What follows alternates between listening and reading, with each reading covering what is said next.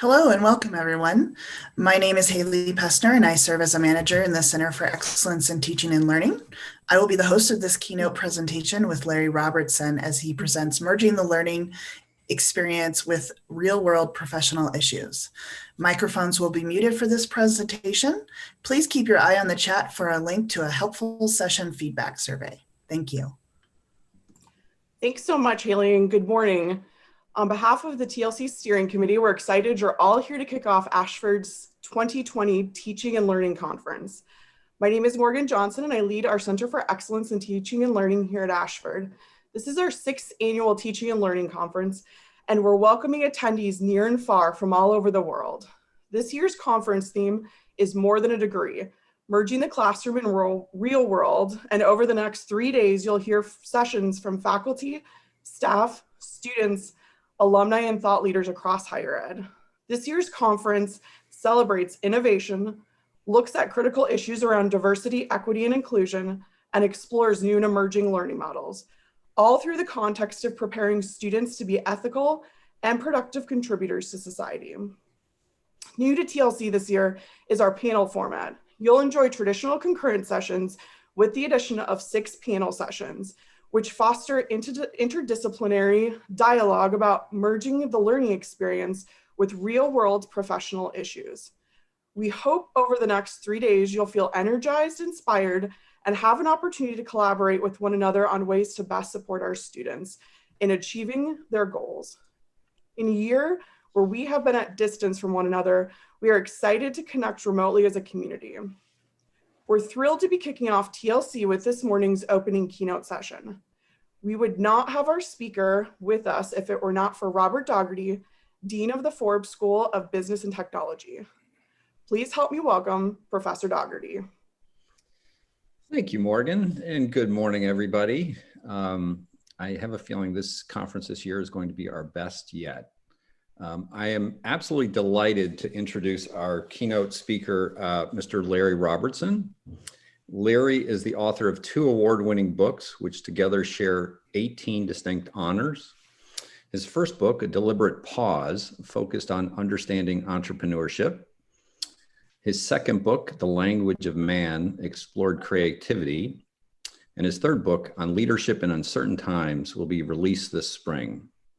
Those are just 3 areas of expertise of Larry: creativity, entrepreneurship, and leadership. His book on creativity, Language of Man, I recommend all of his books, but that is my favorite one, not to pick that one out. Larry is also a popular columnist with Inc. magazine and the Creativity Post, and a regular contributor to Fast Company and other publications. More than just a researcher and writer, he's the founder and president of a highly successful innovation and strategy advisory firm, Lighthouse Consulting, founded in 1992. He has served as an adjunct professor at Georgetown's McDonough Graduate School of Business. And on a personal note, I've had the good fortune of knowing Larry for a very long time. And in addition to his award-winning books and public speaking, he is at times the most interesting man in the world. I have gotten calls from Larry that says, "Hey, Bob, I just got back from Northern Iceland. The Aurora Borealis were just amazing." Or the time he said, "Hey, Bob, I was at the White House yesterday in the president's private quarters with Barbara Bush. I was playing with their dog, Millie, on the floor when the president, George Herbert Walker Bush, walks into the room." And those stories go on and on. I'm very grateful to count Larry as a friend and as a colleague. I'm highly confident you'll enjoy his talk, his distinct view of looking at the world, and his actionable insights into how he can make a difference for all of us as educators. So Larry, welcome to this year's conference. Bob, thank you. Really a true thanks for introducing me. You know, I know in some ways it seems like a small thing to introduce presenters, but Bob does so much for so many things, both big and small, seen and unseen, that I just want to extend that special thank you, Bob. And it's a real honor to be one of those people that you do for. A bigger thanks still to Teresa Kurak and Haley Pestner, 2 people I've worked with for months now, and so many others behind the scenes that I haven't even met yet, that make all of this happen. I want to pause here for a moment at the beginning to remind all of you, but also to remind myself that an event like this is no small job. There are so many moving parts that most of us never see. So thanks to all of you for masterfully putting those parts together so the rest of us get to be the beneficiaries these coming days. And to everyone gathered here today, it is my sincere privilege to be a part of this event and the coming days of learning. I'm truly honored to be a speaker, yet I'm even more honored and excited to be here alongside you as an audience member. We're going to hear important thoughts and insights in the next few days, ones that are clearly deeply rooted in what you do, but in what I do as well. The people who will speak to us are experts in their areas. They're masters of the details that they'll focus us on and navigate us through and open our eyes to. And so that's why I'm as excited as anyone to learn from them and to get to absorb new ideas, insights, and ways of thinking different than the ones I bring into today. So as I thought about all that, and I thought about this morning, I also thought about what I might say that would truly add to the learning to come. And what I concluded was that perhaps the best way to add would be to share some thoughts on how we might experience and absorb all of this, to give you not just facts and findings and figures, but an actual tool. I like to think of it as a framework for the details ahead.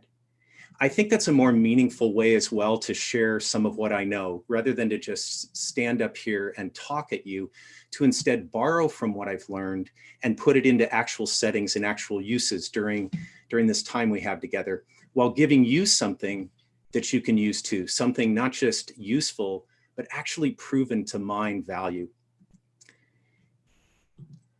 Before I do those things, I want to take a moment though to reflect on where we are. And to do that, let me offer what may at first sound like an unexpected comparison between this event and one that happened recently, but I think you'll see that it fits in a few minutes. Just a few weeks ago in the world of tennis, the French Open took place.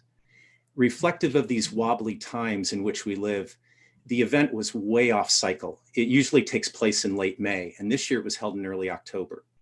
And typically around 35,000 spectators a day come not just to Paris, but to Roland Garros to watch the event live. This year, the largest crowd on any day over the 2 weeks only reached a couple of dozen.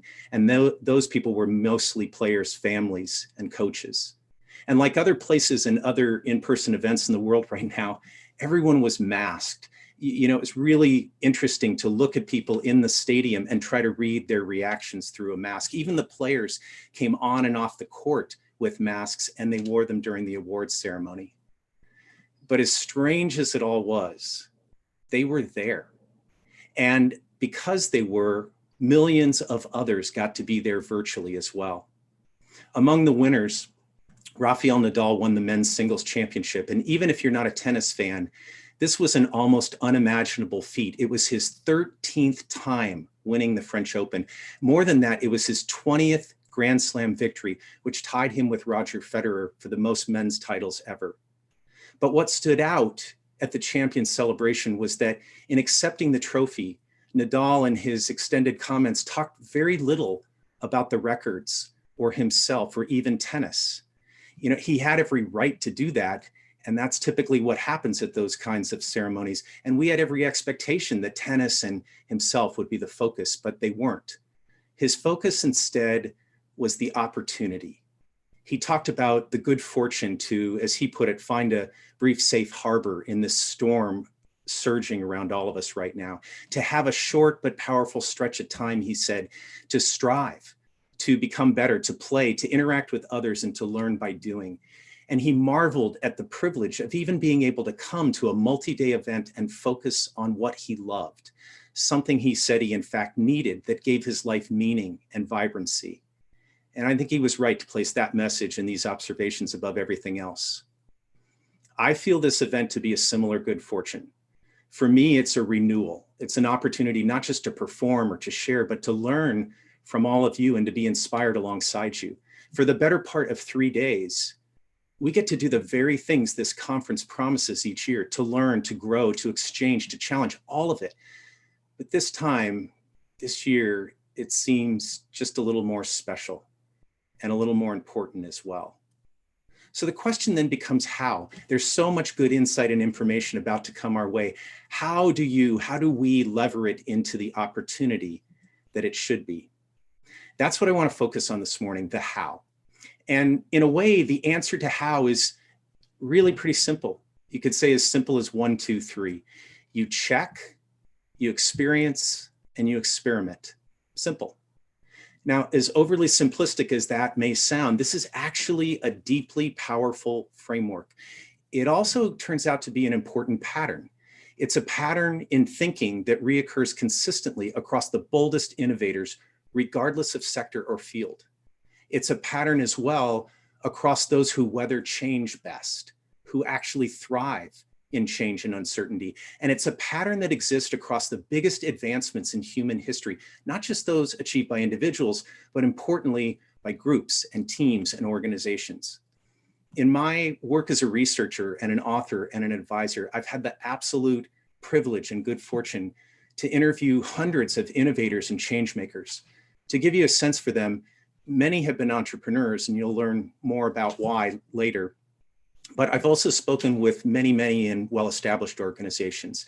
I've spent time with leaders in the private sector, but just as many in the public sector. And across all of them were Nobel laureates and incredible researchers, dozens of winners of the MacArthur Genius Award, writers and teachers, all from these diverse places, but they were all groundbreakers. And all of them, in one form or another, use this simple framework. In modest terms, this is what it means. Check. Check is about consciously checking in with where you are in any one moment, your surroundings, your assumptions, why you do what you do. It's something that we often begin with, but allow to fade into the background or forget along the way. The second step is experience. And this next step is actually most effective once you know where you are. It's about being proactively open to different ideas and new things, even if what you know and do right now is working. And the third step, experiment, is really a choice to take what steps 1 and 2 reveal and to play with it, to put it to work, to see what it reveals about what you do right now, but what you might do next as well.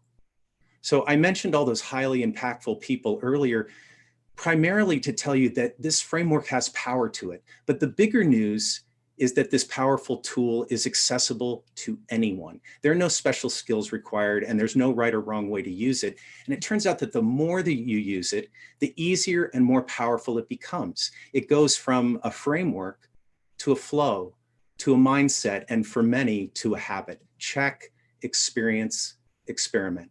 Simple. So here's what I'd like to do with this tool for the remainder of this time. First, I'd like to show you how I've used it. I didn't just pull it from thin air, and I didn't just study it. I've tested it, I've challenged it in my own work. And my hope is that by doing that, briefly showing you how I did those things, you'll have well, first of all, you'll have a better sense of me beyond the kind words that Bob used to describe me. And in that way, I hope you'll have a clearer sense of where my remarks come from, how I see things, the different areas in which I've done my work, but in total, a greater context to know how and why all of this relates to you. After that, the second thing I want to do is use the very same framework to show you what it can reveal about the world around us today. Not just the world in which each of us lives and works, but the world into which you send graduates.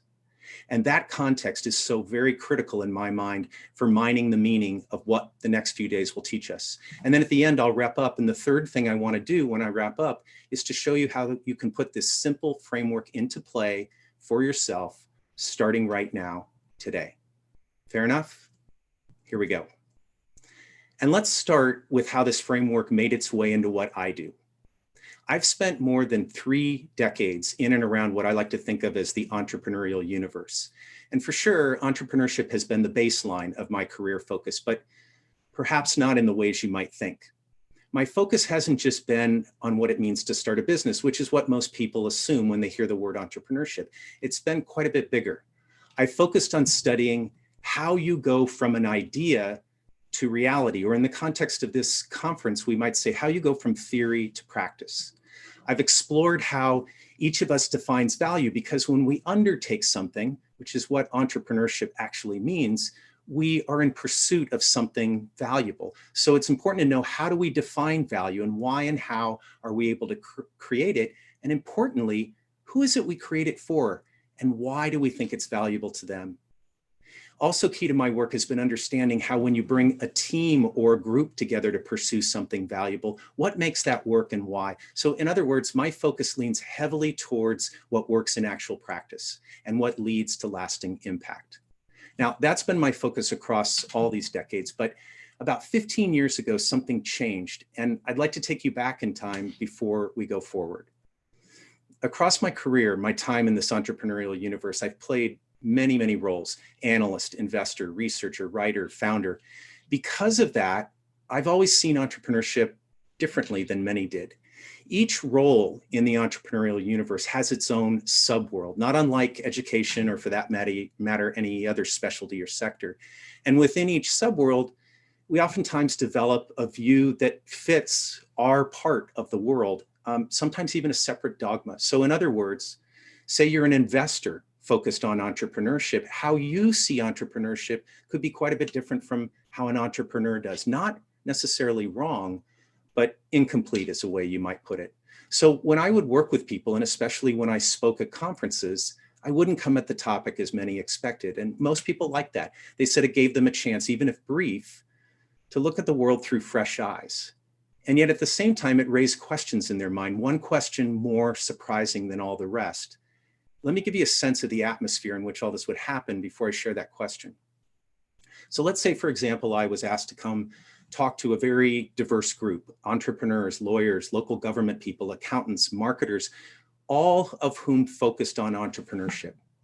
But let's say as well, I was asked to talk about how entrepreneurs raise money, or more specifically, how they raise venture capital, which I always thought was quite ironic, since most entrepreneurs never do. The point is that in the whole of entrepreneurship, this was a very narrow topic. Successful entrepreneurship is about so much more, and it's really important to have that broader perspective. But raising capital is a popular topic, and it's even one where people expect you to come and say the same things they've heard before. They just want to hear them again. So I would come and not talk about any of those expected things. I talk instead about what worked to actually get a business idea to become an actual business or organization, and what led to impact, which, by the way, if you know those things, kind of naturally attracts money. I'd talk about the critical evolution that any entrepreneur individually had to make from founder to leader, and how most never made it, no matter how cool their idea was. And I would even talk about the fact that asking for money really wasn't about the money. It was about finding and forging a true ongoing partnership with somebody who can contribute to your dream and to what you do beyond writing a check. Those are just the details to get you a feel of the setting. But what mattered was that those details were unexpected, and yet somehow spoke to that very diverse audience and everyone in it. I think it was in part because I was talking to them maybe for the first time about how they all fit together, and how they affected one another's success, and how that fit could be one in which everyone thrived, which is where the weird question came in. People would come up after these sessions, people who plied a whole range of trades in the entrepreneurial universe, and they would say how much it resonated with them. And every time, one or a couple of people would linger until there was no one else around, and that's when they'd ask, what is entrepreneurship? It's really interesting. This is a group of people who came to hear about entrepreneurship, but also called themselves experts in that area. It's really also the fundamental question, at least in that sector. And yet these skilled experts were acknowledging that they weren't sure they had the answer. The first few times this happened, I was a bit stunned. And then it happened a little bit more, and I was briefly flattered. Maybe I thought I had discovered something that I didn't even realize was that powerful. But then I began to really wonder. And that's when I began to check. How was it that I knew what I knew? And how was it that everybody else wasn't seeing it? If these smart people could miss what was clear to me, what might I be missing? I started to ask myself. And what if there was actually a better way, even beyond mine, for all of us to look at that? Maybe even bigger and more important reasons to care about any of it. I didn't know it consciously at the time, but I was beginning that simple 3-step journey.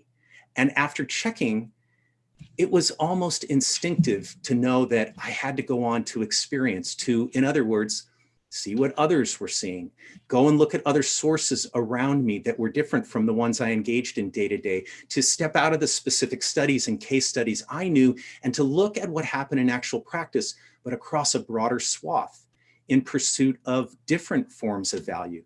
I wanted to know as well, what happened across a broader timeline? Did these things hold, or did they change further? Were there patterns, in other words, in all of this, that no matter what the entrepreneurial undertaking or the people involved, still held true? With all of that knowledge, experimenting pretty naturally followed. With what I knew, how could I best communicate what I saw? And of what I knew, what should I try to teach about it, or should I try not to teach any of it? My first book was one of the things that came out of this, but the important thing is that it went far beyond that. I began putting this into play on the front lines every day, advising clients, being part of startup teams. It even led to me experimenting in the classroom, designing and teaching a course at Georgetown's Graduate School of Business to see how the lessons from the front lines played out in that setting. And in addition to that, what could playing with those ideas in that setting further inform me about? Check, experience, experiment. You can see it in this story, but the point is, it was so much bigger. Almost without my knowing it, it burrowed its way into everything I did. It was a powerful framework and path for me, but it was one I soon discovered many followed. And it has repeated itself countless times over the last decade and a half, including leading me to explore another topic very closely related to entrepreneurship that I thought I knew pretty darn well: creativity. But once I started to consciously and as a habit check, experience, and experiment, I saw that there were other broader patterns that could be understood and could be shared. Same with leadership. It's another topic that I've known well for decades, but what I began to realize through this simple framework was I began to have a greater sense of the world around me. And as I saw that changing into these uncertain times in which we live right now, I could see that leadership was changing as well. So let's take stock for a moment. You have an example from my world of check, experience, experiment. And now hopefully you have a little bit better sense of me beyond the headlines. Hopefully too, you're beginning to see that what first appears as a pretty simple framework can actually be very powerful, which tells you a bit about me, and it tells you a bit about this framework. But what about you? Coming into today, into this talk, I had the chance, it really kind of felt like a luxury, to explore what we'll be learning in the coming days, which I mean by that to say I got to look at the nearly 4 talk tracks of this event to see who was speaking and their backgrounds and bios, to look at the titles of the talks, but also the descriptions, and to look at what you all said you wanted to see from last year's conference to this year's conference. This is all really interesting. But what stood out to me most of all were the patterns. There were patterns in what you all said you wanted to see different in this year's conference, not just since last year's conference, but even since this winter and the beginning of the pandemic. And then there were the ways that the presenters decided to respond to those requests, the patterns across their presentations. And in total, I began to see certain themes jump out. Let me share a few with you. Resiliency in crisis, readiness, transferable skills, collaboration, and determining what's really important. And it may be obvious, but I just want to point out, it wasn't that there were single sessions on any of these themes, or that these words even appeared in the title of all of these sessions. They were there in who was presenting. They were there in the content and lessons they intended to present. And if you step back and you look at all of these patterns together, I think you'll see they reflect the world around us right now. You, me, and your students, past, present, and future. And my belief is that it's pretty darn hard to figure out what to do with these very important themes, to actually put them into action if we don't first have a clear picture of the landscape around us. What shifts are taking place? How's it impacting all of us? And what is actually working out there? So what I'd like to do is employ that same simple framework to take a closer look at the landscape in which we live right now. It doesn't actually take more than a quick check to begin to sense that even in just its first 20 years, we are living in a very different century and environment. It's not just the last year, it's the last 20. We are in nothing short of a world of change, and in varying degrees, you see it, I see it, and so too do your students. But it would be an injustice to this very new form of change to leave it at that, to think of the change, say, only in the context of changes due to the pandemic or the election, or even the heightened awareness we have of racial injustice and racial imbalance in this country. The kind of change we're talking about in the world today is discernibly different than the kinds of change any of us have known before, and therefore its repercussions are different and also greater. There's a label, an acronym that's come into greater use in those first 20 years, and I have a good sense that a number of you have heard of it. The acronym is VUCA, and it in fact is a term coined in the world where many of your students come from, the military. At the start of this century, the US military began to encounter with greater frequency a world and an enemy that they soon came to describe as volatile, uncertain, complex, and ambiguous, not once in a while or occasionally, but perpetually. So while at first, when they encountered shape-shifting enemies like Al-Qaeda or ISIS, they thought they were maybe an aberration, a blip. But then the more they began to check into how people were operating out there, small, large groups, even militaries in other countries, they began to run that deeper check and see that it wasn't a blip. It was a true change, and they had to change with it, and they have done so dramatically in the last decade. This is the thing about the check. It isn't at its most effective when it's done one time or on the surface. It works best as a deeper thought, as an exploration, even better as a collective exploration. And when you begin to apply that thinking to the world around us today, you begin to see something quite different and with far greater impact. You begin to see that each of us now lives and teaches and learns and works in the new abnormal. Normal defines a world in which we can safely assume status quo. And with the status quo, we have what's really the luxury, but what we've come to think of as the given, that we can build in a high degree of predictability, that we can plan and model and design how we make things, how we interact with one another, how we hire and reward people in some kind of steady fashion. And the simple truth is that just isn't the case anymore.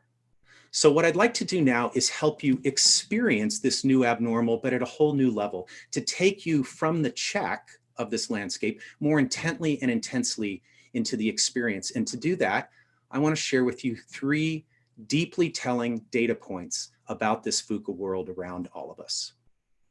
And the very first place I want to take you to is to the top, or at least how we most often perceive the top, to leadership. Why? Because how leaders view the current landscape is a pretty good indicator of how the rest of us are either experiencing it now or will. Because if nothing else, our leaders guide and shape the organizations in which we spend the majority of our time. And there's actually a really good way and a really good source for understanding what leaders are thinking, not just as individuals, but the patterns across them. And they're called leadership surveys and studies. And if you're not familiar with them, let me give you a little background. Every year for more than 20 years now, large professional service firms have conducted these studies. We're talking about the PricewaterhouseCoopers of the world, PwC, or Deloitte, or EY.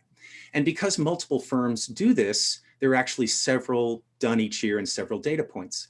A typical survey has well over 1,000 respondents, so they're significant. And those leaders who respond come from dozens of sectors and often many levels of leadership. Importantly, the surveys are anonymous, so leaders feel freer to say exactly what's on their minds than if you, for example, went and talked to one of them individually. As a result, each of these studies offers this unique window into how this new change around us is affecting not just leaders, but the organization and teams they're part of.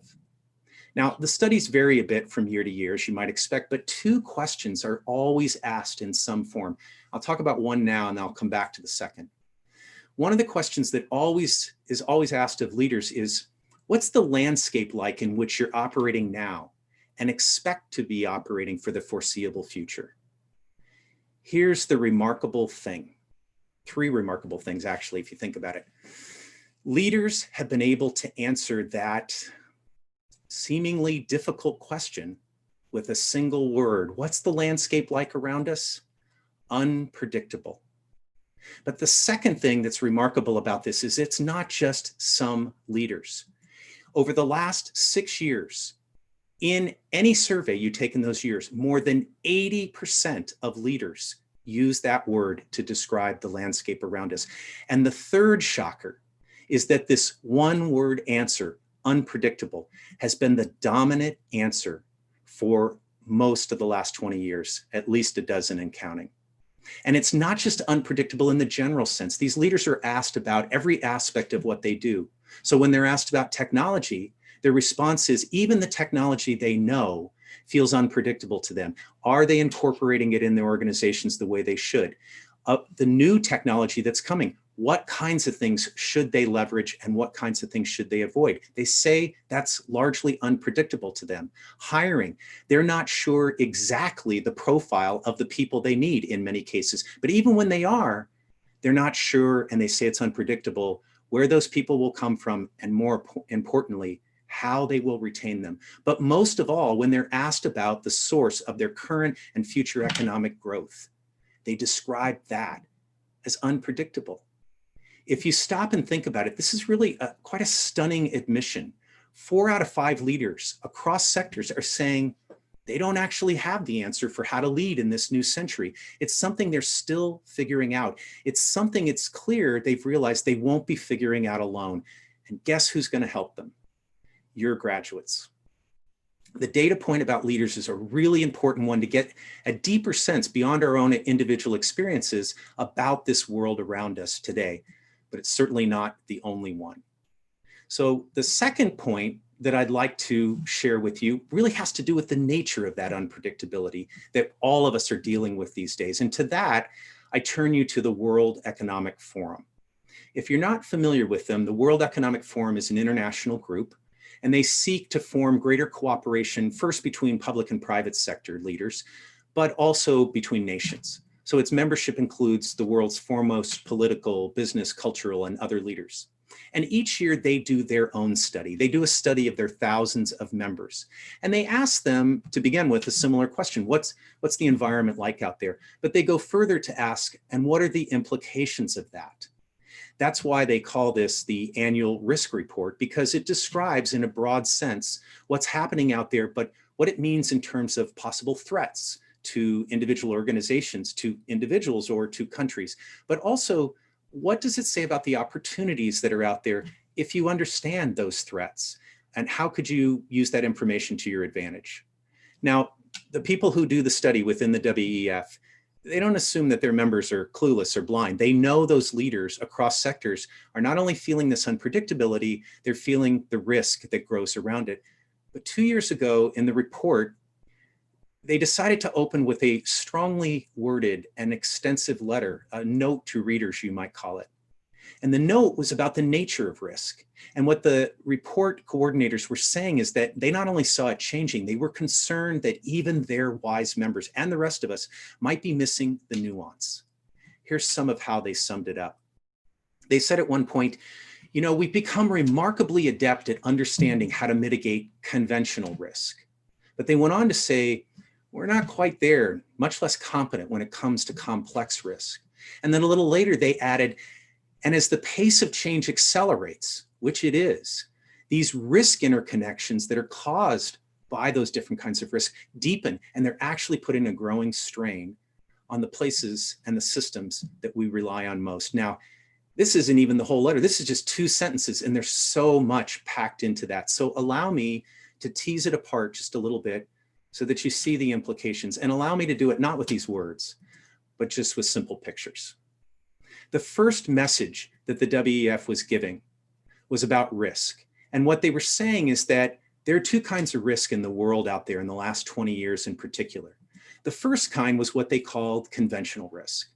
So the way to think about conventional risk is that it's the kind of risk that even when it arrives, if it's surprising or disruptive, it's the kind of risk that once you've seen it, you kind of get used to it, and then you can get your mind around it, and pretty soon you can get your arms around it, and soon you can begin to adapt your model to build a new status quo.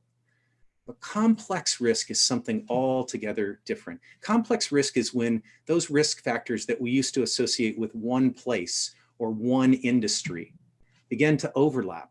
More than overlap, they sometimes begin to weave together and intertwine, even sometimes in ways that it's difficult to see directly. And what the report was pointing out was that this has a very direct effect. In fact, it was putting an undue stress, and continues to, on the very systems on which we rely to do anything. And what the report said is that they were talking about systems at the personal level. How do any of us individually cope? But also at the organizational level, the societal level, and they said even at the environmental level. What they were warning was that not just leaders, but all of us need to think about this and prepare differently. It too is a pretty sit up and take notice observation. But there's one more data point I want to share with you about this world in which we live and work right now. And it's one that comes directly into your wheelhouse and into this conference. It has to do with not just people who are leaders by their title, but hiring managers and educators and students, other leaders and leaders of the future, how they're seeing this world, how they're experiencing this change, and importantly, what they say they need to contend with it. What this conference has aimed its sights at is merging the classroom and the real world, or more precisely, merging the learning experience with real world professional issues. Managers, educators, students, what better groups to be a litmus test for whether or not we in higher education are giving the customer what they need and what they seek. There's a group called the Sutton Trust that spent a lot of time looking at this and looking at these three groups together and separately. The Sutton Trust is a UK organization, and appropriately, their focus is on upward mobility. What does it take to advance in the world right now? So 2 years ago, they decided that they wanted to figure this out in a larger way, and they went big. They did their own study, and they had more than 5,000 respondents to it. And those 5,000 broke down roughly along these lines: 25% hiring managers, 25% educators, and 50% students. Among the teachers, there was a real range from the newly minted to the very seasoned. And the students ranged in age from 11 to 17. So this is just pre-higher education. And they came from a broad swath of socioeconomic backgrounds. Across these groups, what rose to the top of desired abilities might surprise you. I think more surprising, though, is students, teachers, and hiring managers agreed on what those priorities were. The degree to which they agreed is the most surprising of all. What they said mattered was less the academic or functional skills that most schools disproportionately emphasize. They didn't say those things weren't important. They said they were less important. And what they said was far more important was knowing how to put those functional and academic skills to work in an ever-changing set of circumstances. So what skills did they say students needed more of? The ability to build relationships and work with others. The capacity to respond, and I think this is really telling, to repeated setbacks. Non-cognitive skills like communicating effectively and in a range of settings, and coping with difficulty. Also on their list, creativity. Here's what the numbers look like, though. 88% of students said these were the most important skills. 94% of hiring managers agreed, and a whopping 97% of educators said that they felt these skills mattered most of all. And they're in the best position to tell because they're right in the middle between those who are learning and will go out into the world and those who will hire them. Call them real world skills, call them VUCA skills, or as the Sutton Trust did, call them real life skills. The fact of the matter is, these skills have always mattered, but they're no longer nice to haves. In a VUCA world, these skills are at a premium. So let's linger on them for a moment. I said these to you out loud, but let's look at them. These are the skills that all three groups said were most important. The ability to build relationships. This isn't just the ability to manage people or projects, but to manage the relationships within those projects, across them, and around them. A capacity to respond to repeated setbacks because presumably setbacks are rising to the norm versus the exception. Communicating because change makes the ability to communicate in different conditions through different mediums to different audiences a survival skill, no matter what you're communicating. And I separate the last skill, creativity, because it brings us full circle in these 3 data points. You might recall that I said there were 2 questions that were always asked in those leadership surveys. The first was, what's the landscape like out there? And the second is, well, given that it's unpredictable, what skill or what strategic imperative do you and your organization most need to be able to contend with that landscape? For almost a dozen years running, overwhelmingly, leaders have put creativity at the top. I've thought a lot about this answer because I study that zone. But I've also noticed, as I've looked closer at it, that those leaders who say creativity is most important have done very little to change things in their organizations. They've done very little to change what they incentivize in those organizations as well. I think part of the reason is that they don't really know what they mean by creativity. Their sense is right, but if you look at the data and if you talk to them individually, what they mean is really something bigger, something that includes creativity, but is more. What it appears from all the other data and from talking with them directly from real life, that they're saying they need is the ability to adapt perpetually. And if you look at the landscape around us right now, that's exactly what it demands of us. These 3 data points. This is the experience that people across the spectrum are feeling in the world today. The landscape is unpredictable. The risks are now deeply complex. And the need is for actionable skills, ones that together in total, repeated, add up to and allow the ability to adapt perpetually. These are skills I would suggest to you that are the leadership skills of the future. But what's different is they're not the skills of the few. They're the skills that everyone must be well versed in, which brings us to the experiment part of our tour of the landscape into which we are sending not just future workers, but future leaders. Over this volatile time of the past 20 years, I've been looking deeply into why organizations and their leaders succeed or fail. This is a pretty important data point because everything every one of us do depends on that success or failure. Looking at that aspect of it has kind of naturally played into my zones of work. If you think about it, entrepreneurs, for example, have been living in the zone of uncertainty far longer than any of us have been in this new abnormal. Same goes for creatives. Part of the reason is that they make a lot of that change and disruption, but they also are regularly tested about how to then forge something out of it, how to succeed in the context of change and disruption. Certain success patterns across them have long been there, but the more pronounced and more uncertain the landscape has become, you see how much more powerful those patterns are. And they go beyond entrepreneurs and creatives. It also turns out that those organizations thriving most in this VUCA world follow similar patterns. What I want to do is just share 2 of those with you right now. The reason being, I want you to see how organizations and leaders that are thriving in this environment are responding to it and how they are addressing those needs and those skills that we just described. And the first of these patterns I want to share with you is that in organizations that thrive in uncertainty, leadership moves. This isn't a business concept. It isn't even a modern day uncertainty concept. It is a human inclination that these thriving organizations have tapped into. They understand that underneath everything, we are a tribal species.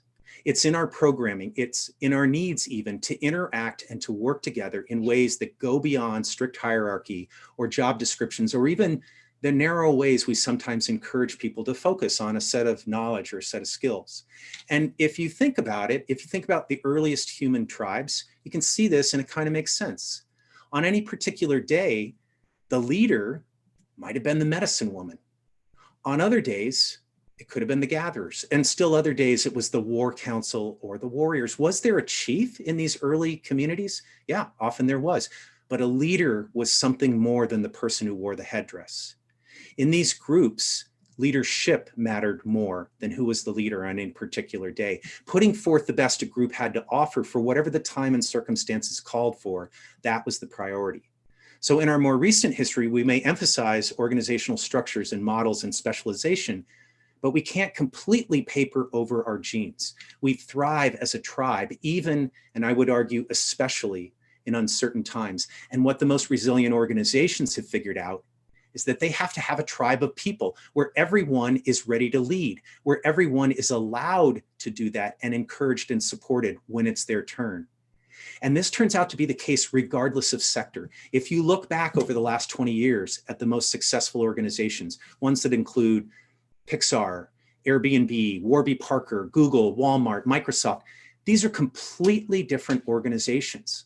But what they understand is that leading isn't a one-person job.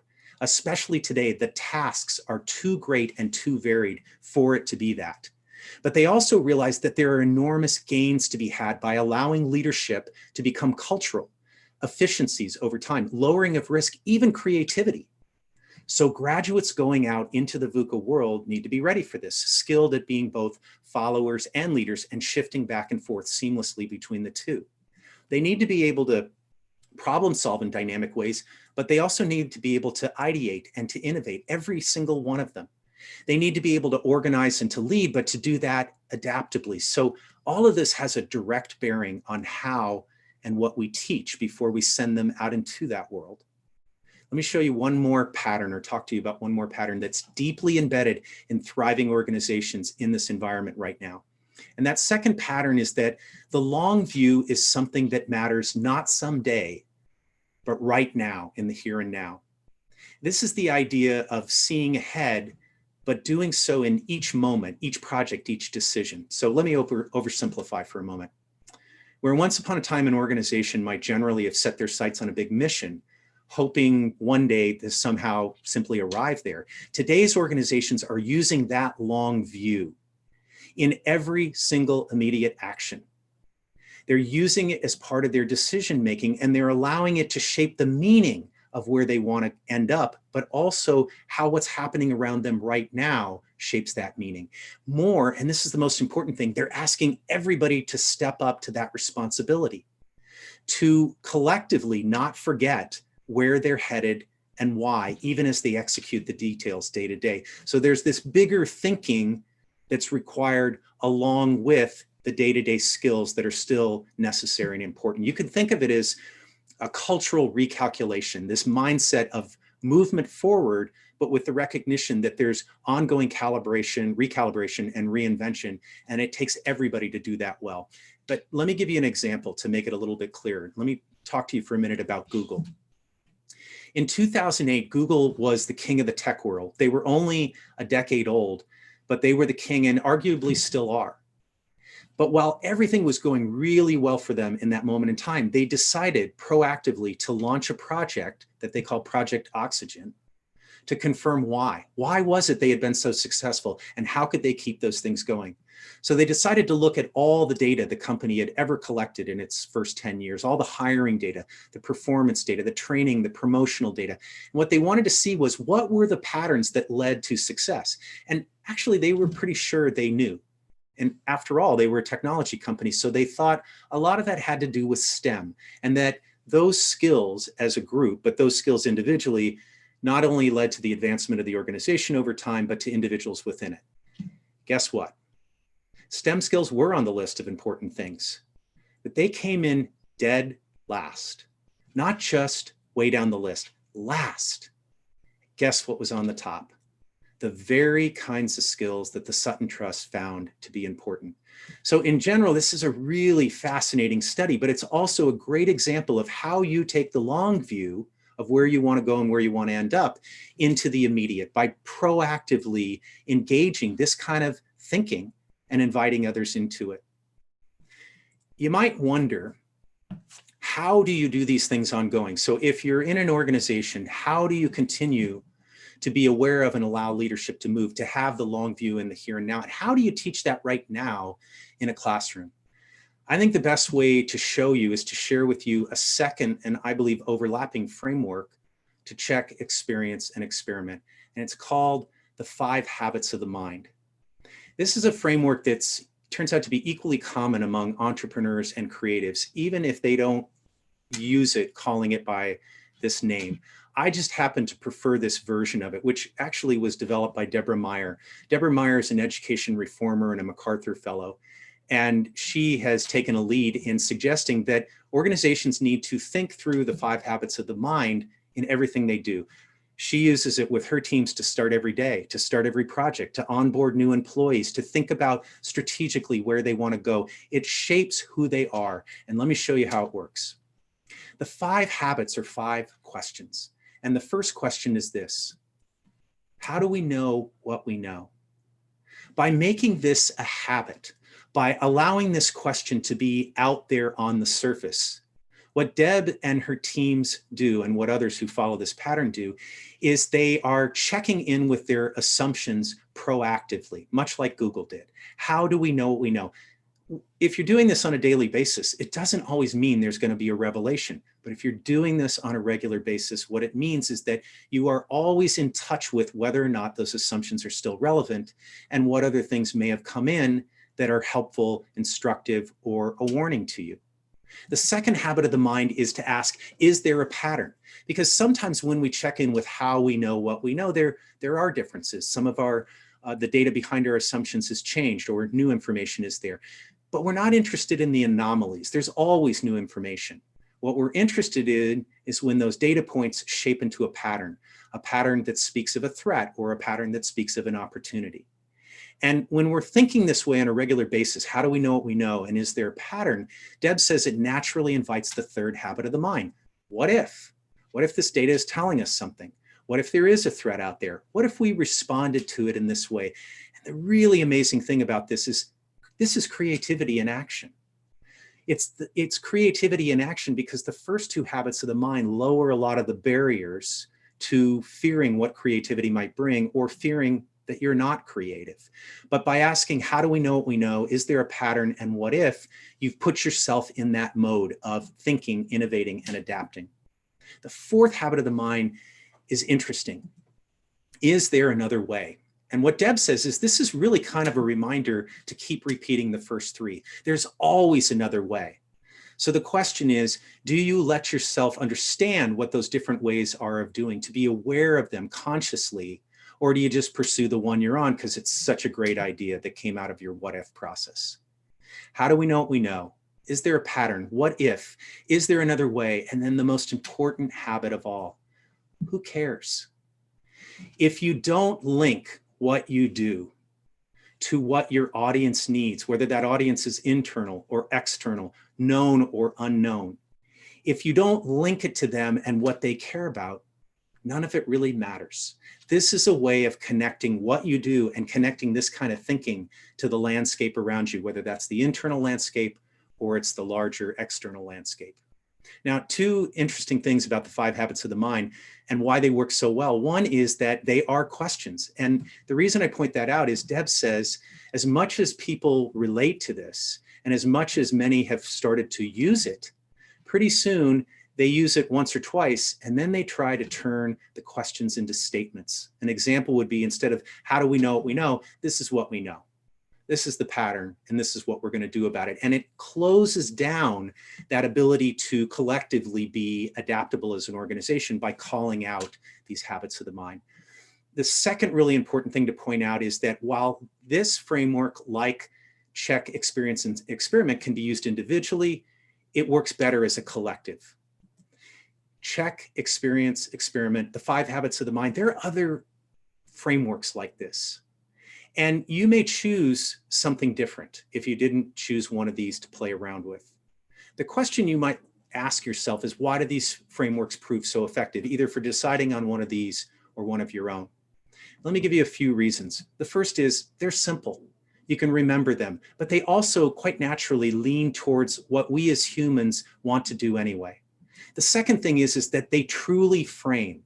They ask you to consciously affirm your starting point and your understanding, to gain a greater context of what's happening around you, and then almost demand of you to engage and play and maybe even risk a little bit to move forward. The third reason they work so well is that they thrive on habit, and the more you use them, the more powerful they become. They're almost self-reinforcing. Fourth, as I said, they can be used individually or collectively, but when they're used in both ways, they have this multiplier effect. And most important of all, they work because they offer perspective. These aren't just uncertain times, these are tense times. And in such times, it's incredibly easy to conclude that we must have singular answers for what we need and what we do right now, and that those answers should last indefinitely. It turns out that that's true of fewer things than we often think at first. More than that, themes like resiliency in crisis, collaboration, truly transferable skills, and readiness, these things take time, and they take a shift in mindset. They also take the many to make them real. And that's not only how you discover what's important, it's how you go about creating lasting impact. Sometimes the simple is the most powerful, like being able to come to an event in a time where going anywhere is a challenge. And sometimes the simple, like this framework, lets us see the powerful in more accessible and tangible ways. If you pause and think about it, this landscape, these simple frameworks, this event, all of it is really an invitation to explore, if not embrace, a new way of seeing. And if you think about it, you're already well on your way to doing just that. We've run a check about where you are in the current landscape, but also in the sense of this event, and where you will be in the coming days. We've also opened up with a broad range of experiences and examples about what's actually happening out there and what people are doing and what's working. It's not the sum total of everything, but it shows you the kinds of things that you ought to be looking to in order to link it or use those things to filter the data that's to come in the next 72 hours. All that's left then is for you to choose to take all this and keep going, to play with it in your own way, and then to experiment now, and if you choose ongoing, what it can mean to what you do each day. That's what I invite you to do. That's what I plan to do the next few days as I take part in these sessions as an audience member. I'm really excited for the journey, and I hope you are as well. And one more time, let me say thank you for the privilege of being here.